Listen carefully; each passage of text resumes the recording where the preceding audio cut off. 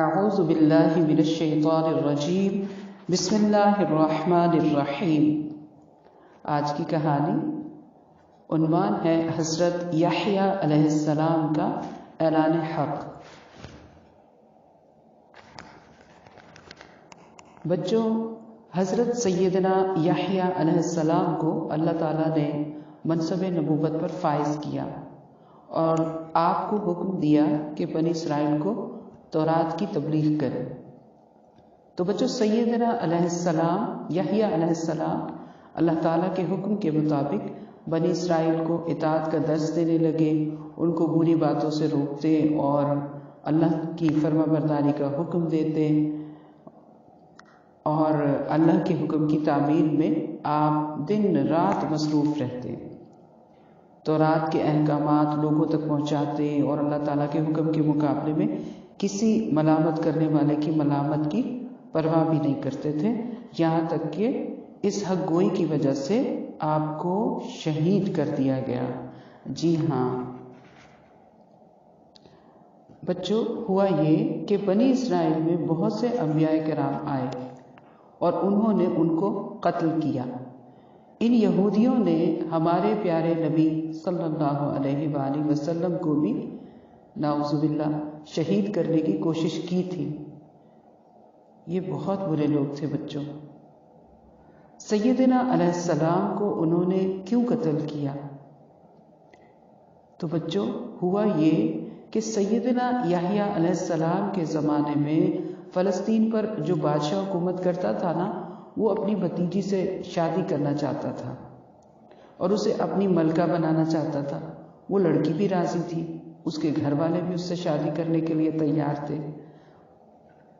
تو جب سیدنا یحییٰ علیہ السلام کو اس شادی کے بارے میں پتہ چلا تو آپ نے اس شادی کی بھرپور مخالفت کی، اس لیے کہ اللہ تعالیٰ نے بھتیجی سے شادی کرنے کو حرام قرار دیا۔ بچوں، بھتیجی تو بیٹیوں کی طرح ہوتی ہے۔ تو جب آپ نے اس شادی کی مخالفت کی تو آپ کی مخالفت کی یہ خبریں ہر جگہ پھیلنے لگی۔ جہاں دو چار افراد جمع ہوئے وہ انہی موضوعات پر بات چیت کرتے نظر آتے۔ جب اس بات کا بہت زیادہ چرچا ہوا تو پہنچتے پہنچتے یہ خبر اس لڑکی اور اس لڑکی کے گھر والوں کے کانوں تک بھی پہنچ گئی۔ تو جب لڑکی کو معلوم ہوا کہ سیدنا یحییٰ علیہ السلام اس شادی کے سب سے بڑے مخالف ہیں تو وہ اس پر سخت غضبناک ہوئی کہ سیدنا یحییٰ علیہ السلام اس کو بادشاہ کی ملکہ بننے سے روک رہے ہیں۔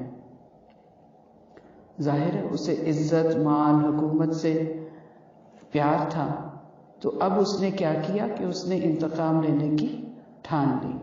چنانچہ بچوں، وہ دوسرے دن ہی خود کو خوب اچھی طرح سے سجا سنوار کے بادشاہ کے پاس گئی اور بادشاہ نے اٹھ کر ملکہ کی طرح اس کا استقبال کیا، اپنے پاس اس کو تخت پہ بٹھایا، پھر کہنے لگا بادشاہ اور اس کے درباری آپ کو خوش آمدید کہتے ہیں، ضرور کوئی خاص بات ہے جو آپ نے آج اپنے قدموں سے ہمارے دربار کو رونق بخشی ہے۔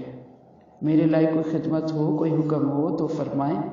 تو پتہ ہے لڑکی نے جواب دیا اور پریشان تھی، پریشانی میں مگرمچھ کے وہ آنسو بہانے لگی۔ وہ پریشانی کیا تھی؟ وہ پریشانی یہ تھی بچوں، اس نے جو بتایا، کہنے لگی کہ مجھے یحییٰ نے پریشان کیا ہے۔ یحییٰ علیہ السلام وہ ہر جگہ ہماری شادی کی مخالفت کرتا ہے اور میری برائیاں کرتا ہے۔ بادشاہ کو سخت غصہ آ گیا، ماتھے پر شکنیں ابھر آئیں، چہرہ سرخ ہو گیا اور طیش میں آ کے تخت سے کھڑا ہو گیا، تیز اور گرجدار آواز میں کہنے لگا، بتائیں آپ کیا چاہتی ہیں، میں اس کو کیا سزا دوں؟ تو لڑکی نے کہا، اگر آپ مجھے اپنی ملکہ بنانا چاہتے ہیں تو اس کو قتل کر دیں۔ بادشاہ نے پوچھا، اس کے علاوہ آپ اور کیا چاہتی ہیں؟ آپ کے ہر حکم کی تعمیل ہوگی۔ لڑکی نے کہا، بس اتنا ہی کافی ہے۔ بادشاہ نے سیدنا یحییٰ علیہ السلام کو دربار میں طلب کیا اور تھال منگا کر اس میں آپ کو ذبح کر دیا۔ انا للہ و انا الیہ راجعون۔ تو یہ کتنے ظالم تھے یہودی۔ اس کے بعد روایت میں یہ بھی ہے کہ وہ لڑکی اور بادشاہ زمین میں دھسا دیے گئے تھے۔